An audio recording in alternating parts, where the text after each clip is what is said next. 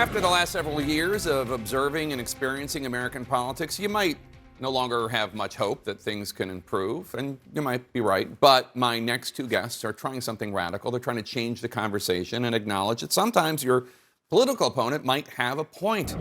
Joining us now, the former Democratic governor of Tennessee, Phil Bredesen, and the former Republican governor of Tennessee, Bill Haslam. They're the hosts of the new podcast, You Might Be Right. Governor Haslam, let me start with you. One of the big challenges for the nation coming together is that so many in the Republican Party, including the top three House Republicans, all continue to push Trump's dangerous election lies and, in the views of many critics, don't seem to have a real commitment to democracy. Congresswoman Liz Cheney last night said if needed, she would campaign for Democrats to defeat all the election liars out there.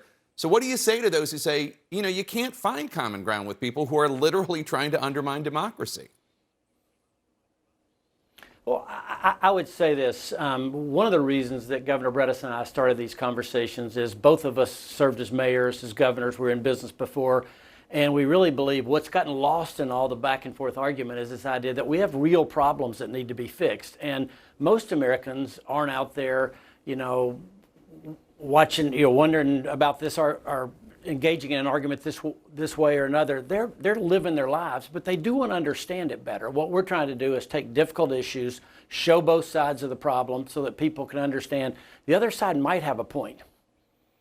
I get that, but Governor Bredesen, do you see my point? It's difficult to have an argument with about tax reform or foreign policy, about abortion rights or social issues if the other side won't even accept the results of a free and fair election. Well, if we're going to get stuck on that particular issue, I don't think we're going to make any progress in doing this. What Bill and I are trying to do is to say, look, there are some issues there that are, they're very difficult and people are in hard corners.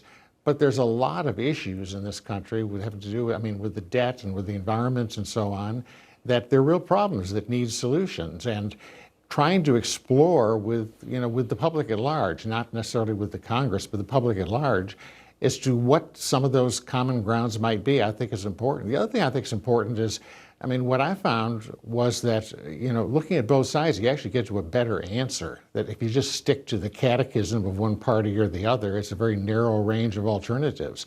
And I guess most of the difficult problems I dealt with as governor, you solve them by doing a little picking and choosing from different points of view to get the best solution. Governor Haslam, I know your faith is important to you, and you've talked about how white evangelicals have been drawn into the rise of conspiracy theories like QAnon and sometimes take a mean-spirited posture. Even further, you said the presence of Christian flags and symbols on January 6th showed how far off track the church has gone. What role do you see white evangelicals playing in both the extremism in the Republican Party today and also the potential solutions that you and Governor Bredesen talk about?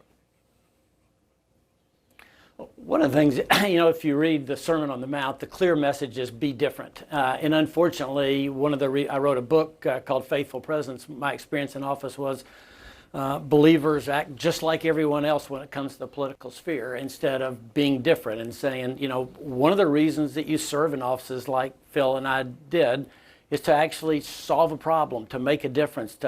It's not about making a point, it's about making a difference. And I've tried to encourage people of faith to say, how can you actually make a difference? Make a difference means actually trying to solve a problem instead of just yelling at the other side about how horrible they are.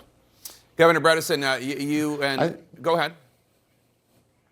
Now, I was going to say, I think just focusing on the kind of backgrounds that both of us have, I think helps people to understand that point.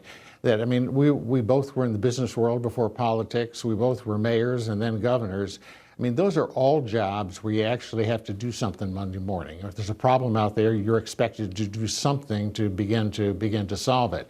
That's just a very different environment than you have in the Congress, for example, where there's very little problem solving going on, but there's a lot of posturing going on and working to the base. So, I hope that the combination of experiences of the two of us brings something a little different to the discussion as well.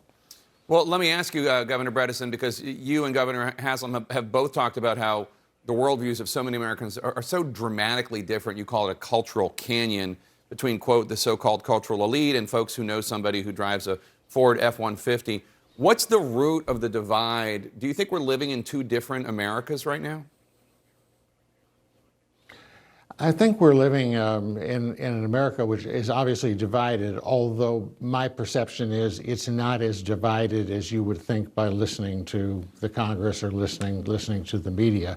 If I walk into the grocery store and see people, probably I'm sure on both sides of a lot of these issues, I mean, they're largely the same people with the same desires in life and the same intentions as to what they do.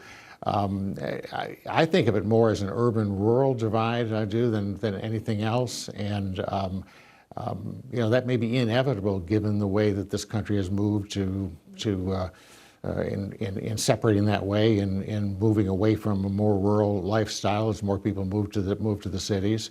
But I think it's possible to bring it back together again. We were very divided in the 30s, and World War II fixed it. I'm not suggesting that we need, want another war or something, but there will be some challenge that comes up to the country at some time that I think will help to pull us back together and find our common roots. Governor Haslam, your party, the Republican parties, go ahead. What were you going to say?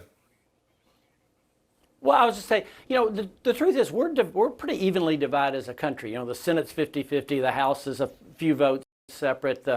We hadn't had a president elected by a double-digit margin in the last, like 12 elections. But the problem is we've become kind of segregated by our beliefs, and so we think everybody thinks the way we do, and we can't believe anybody would think differently.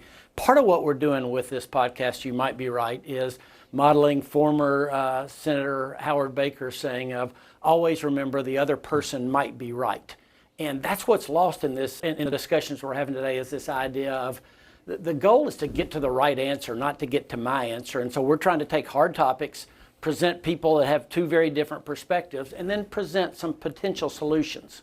All right, Governor Haslam, Governor Bredesen, the podcast, You Might Be Right. Thank you so much for your time today. Really appreciate it.